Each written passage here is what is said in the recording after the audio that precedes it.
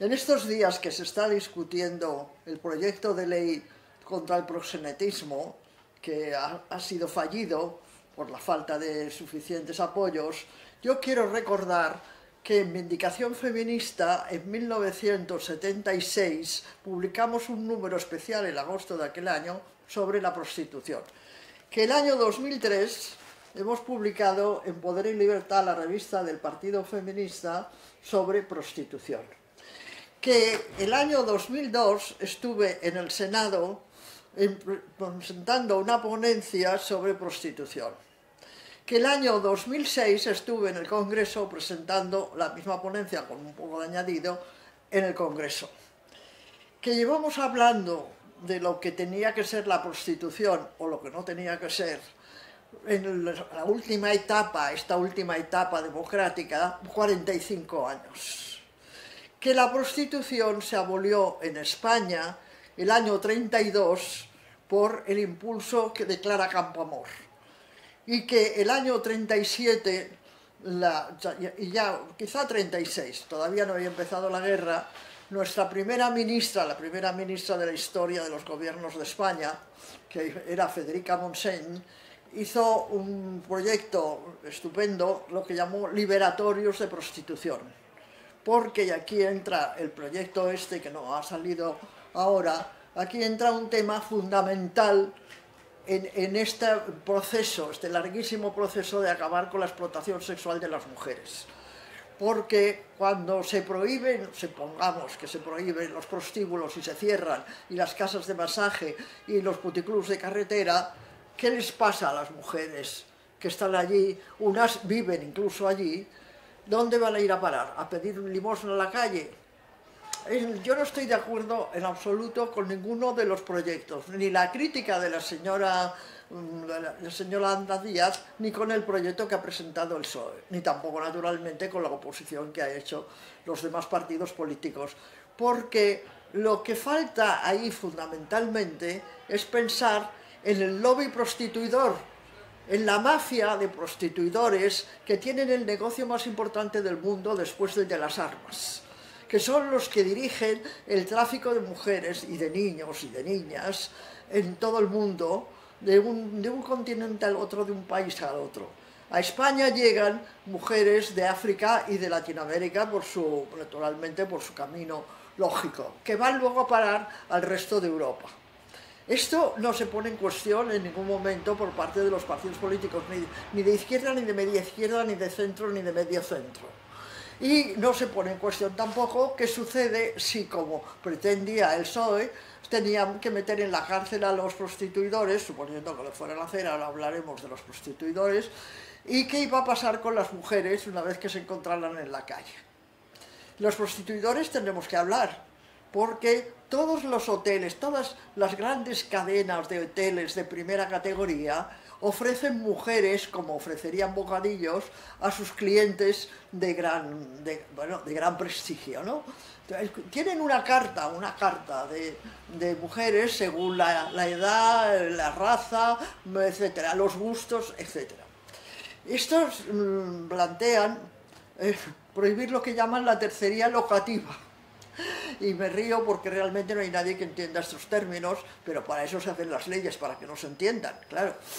Por lo tanto, la tercería locativa hay que explicar, y con mucho detalle al público normal, qué significa. El tercero en ese negocio, a veces hay más de dos, más de mujer y hombre, pero en fin, el tercero en ese negocio es el que presta el local, el espacio donde se practica el sexo. Entonces, ese es el tercero, y la locativa es porque es el local donde se hace. Fijaros que es complicado, es complicado averiguar lo que quieren decir los legisladores. Bueno, pues la tercería locativa sería la del señor Meliá, que es el presidente del Consejo de Administración de los Hoteles Meliá, y luego el del Ritz, y después el de la Avenida Palace, etcétera, etcétera, ¿no? Más tenemos toda la cadena de puticlubs de carretera que hay por ahí, de casas de masaje y de citas de encuentros. ¿De verdad me quieren decir que el señor Meliá, como ejemplo, pueden llamarse de varias maneras los presidentes del Consejo de Administración, va a ir a la cárcel por prestar el local donde se practica la prostitución. Yo me río porque ustedes también se estarán riendo, ¿no?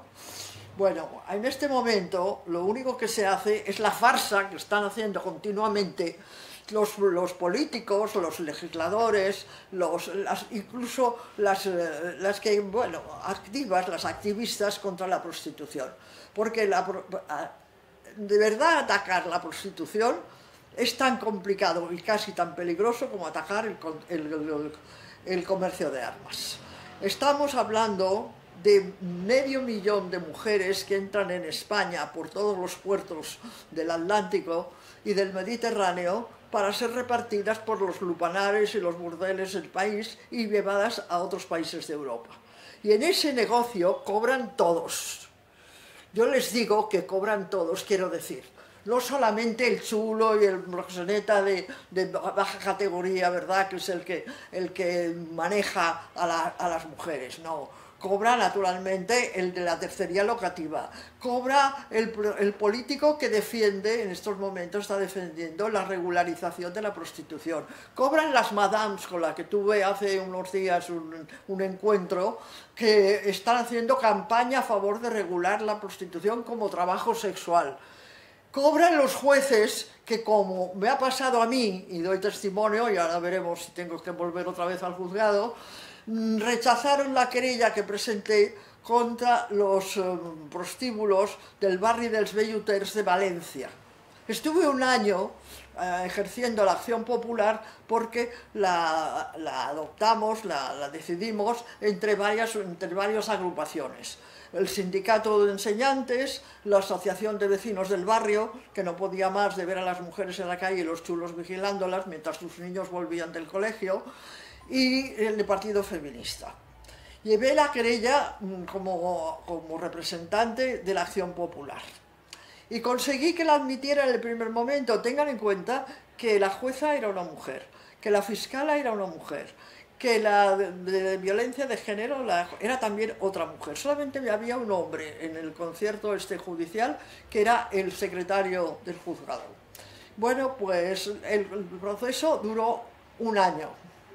Durante ese año intenté que hubiera prueba, para lo cual incluso enviamos un detective para que se fingiera cliente, y así lo hizo, y lo filmamos. Y entonces habló con la prostituta. La mayoría de las que estaban en aquel momento en aquel barrio eran rumanas y búlgaras, porque cuando se acabó el sistema comunista en esos países, nos empezaron a enviar a sus mujeres a los prostíbulos de varios países. Bueno, pues le hicimos la entrevista, pero la mujer no contó, ni se atrevía, por supuesto, a decir que pagaba a nadie. Ella lo hacía por su cuenta y era su negocio personal y particular. Le llevamos de todas maneras el vídeo a la jueza. Y al cabo de 2 o 3 meses de instrucción, se le ocurre a la señora jueza hacer una razzia en el barrio y llevarse en lecheras a todo el mundo. Se llevaron a los camareros, a los clientes, a los paseantes de la calle, a los puteros, a los proxenetas y a las mujeres. Fueron todos juntos, ¿verdad? Para que no pudieran comunicarse, fueron todos juntos a la policía. En la policía los metieron a todos en la misma sala. Y cuando el policía llamó a declarar la primera de las mujeres, el chulo que estaba a su lado, le hizo así. Y naturalmente ninguna de las pobres mujeres que estaban allí declaró que lo hacía pagándole o que le quitaban el dinero los chulos que estaban allá. En consecuencia, la jueza cerró el proceso. Recurrí a la Audiencia Provincial de Valencia y también lo cerró.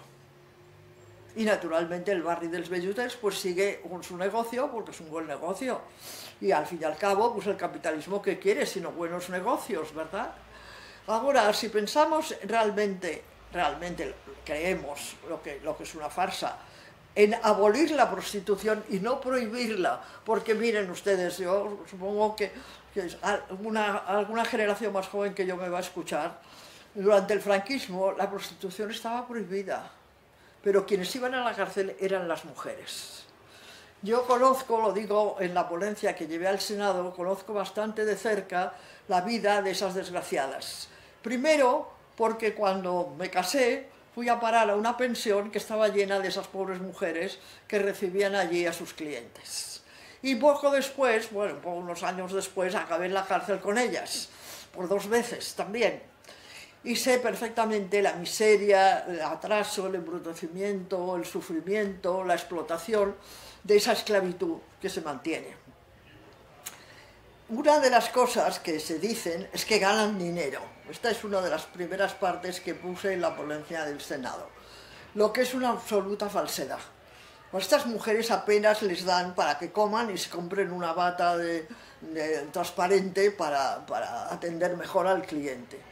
El dinero se lo quedan, naturalmente, primero el de la tercería locativa, o sea, el del sitio donde está, el hotel donde esté, el burdel, la casa de prostitutas, donde sea.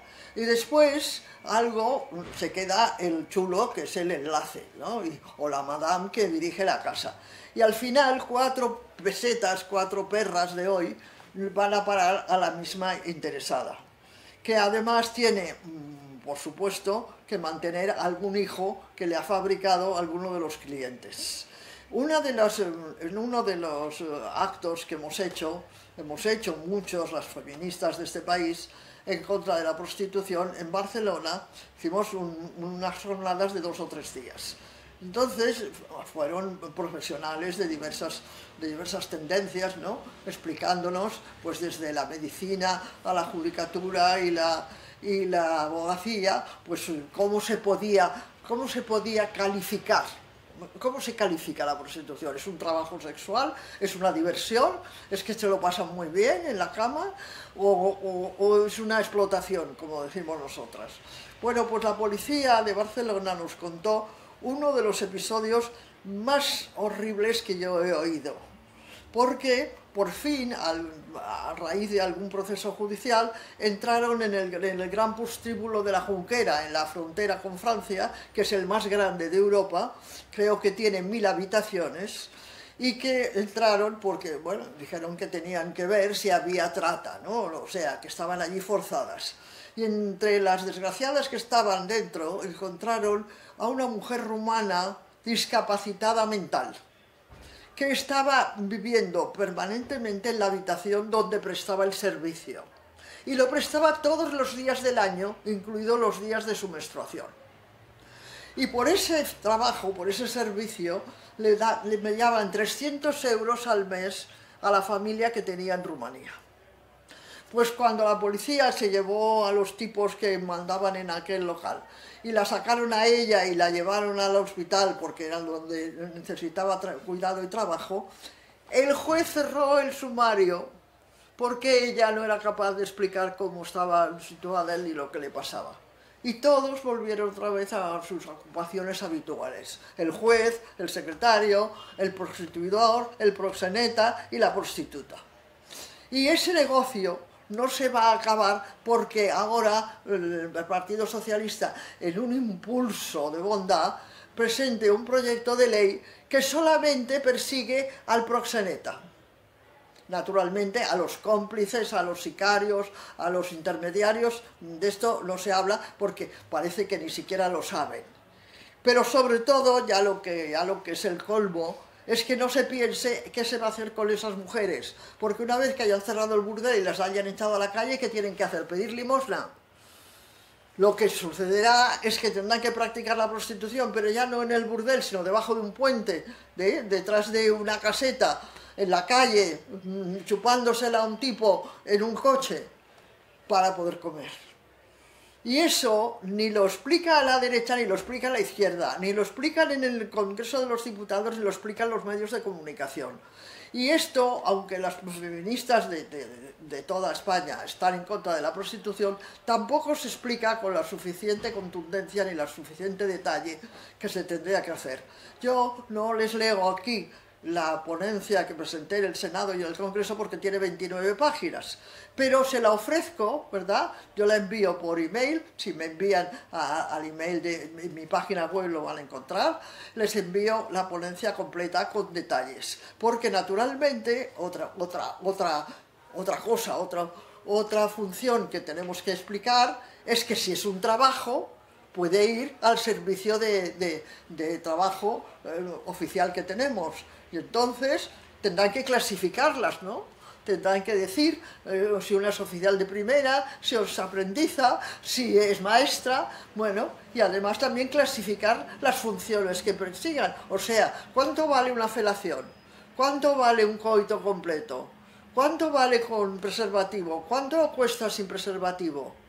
Otras especialidades que me da vergüenza en este momento detallar, ¿verdad? Aunque ya haya tenido bastante desvergüenza en lo que estoy hablando, que también tendrán su coste, ¿no?